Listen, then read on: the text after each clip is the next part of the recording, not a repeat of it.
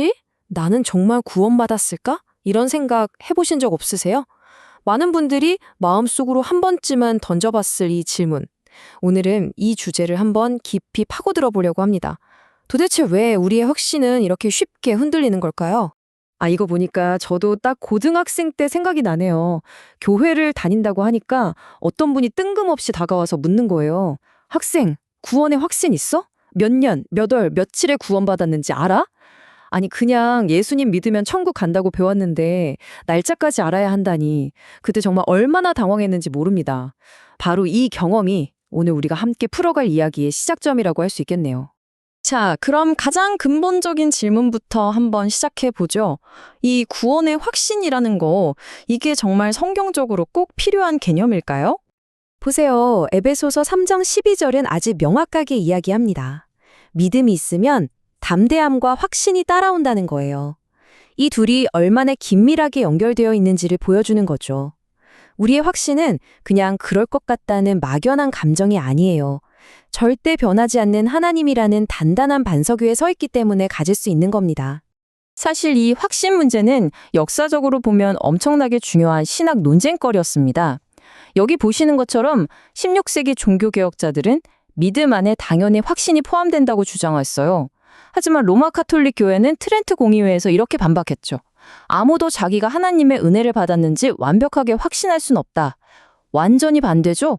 정말 흥미로운 지점 아닌가요? 그래서 이 두 관점의 핵심적인 차이는 결국 딱 한 가지 질문으로 모아집니다. 바로 구원의 주도권이 누구에게 있느냐는 거죠.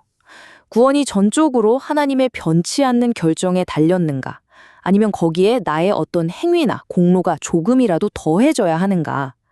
개혁교회는 구원이 하나님의 절대적인 주권에 달려있기 때문에 우리는 흔들리지 않을 것을 확신할 수 있다고 본 겁니다. 반대로 내 행위가 구원의 조건이 되는 순간 확신은 설 자리를 잃어버리게 되는 거죠. 자, 이론적으로는 그렇습니다. 확신이 가능하대요.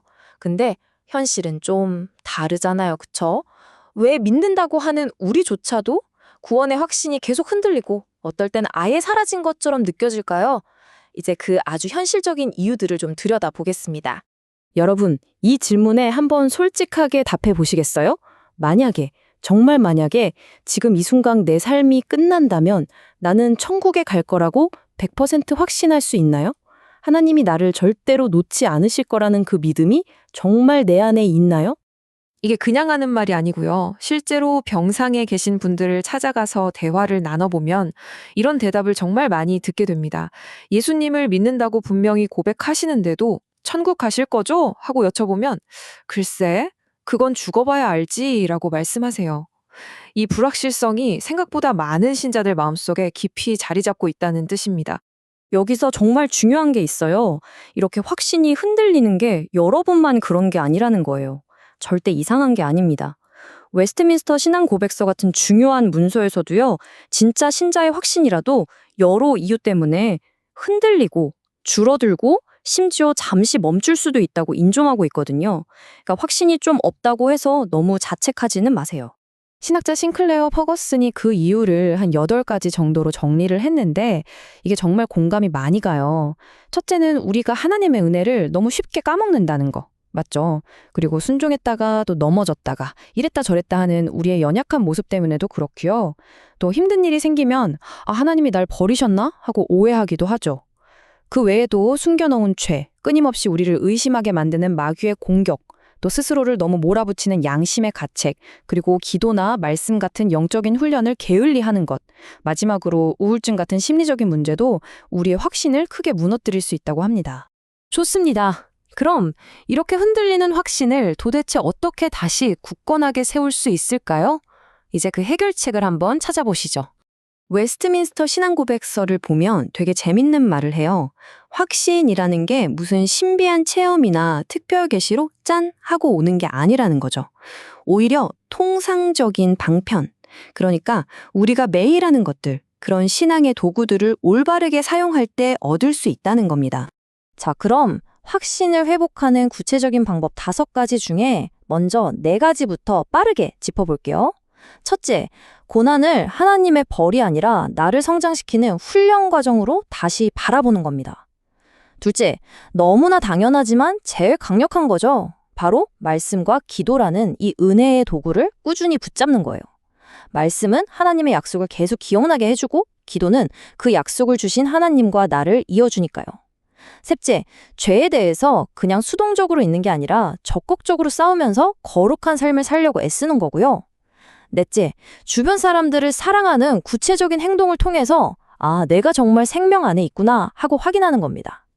이 모든 게 다 중요하지만 이걸 전부 가능하게 하는 마지막, 가장 중요한 5번째 방법으로 넘어가 보겠습니다. 자, 그런데요. 이 슬라이드가 오늘 이야기의 가장 중요한 지점입니다. 지금까지 말한 이 모든 노력에도 불구하고 진짜 중요한 사실은 우리 확신의 근원이 우리 자신, 즉 우리의 감정이나 노력, 거기에 있지 않다는 겁니다. 아마 이 말씀보다 더 확실한 약속은 없을 겁니다. 우리가 너무나 잘 아는 요한복음 3장 16절이죠. 여기에는 우리의 감정이나 상태가 들어갈 틈이 없어요. 이건 그냥 객관적인 사실, 하나님의 선언입니다. 결론은 이겁니다. 우리의 구원, 그리고 그 구원에 대한 확신은요, 나에게서 나오는 게 절대 아니에요. 전적으로 100% 우리를 위해 십자가에서 모든 것을 이루신 예수 그리스도의 그 일에서 나오는 겁니다. 내 믿음의 크기가 아니라 내가 믿는 대상이 중요한 거죠. 오늘 이 내용을 마무리하면서 마지막으로 이 질문을 드리고 싶습니다. 여러분의 확신은 지금 어디에 뿌리를 내리고 있나요? 시시때때로 변하는 내 감정과 내 행위인가요? 아니면 영원히 변치 않는 그리스도의 십자가와 하나님의 약속인가요? 그 뿌리가 어디에 있는지 점검하는 것, 바로 거기서부터 흔들리지 않은 진짜 확신이 시작될 겁니다.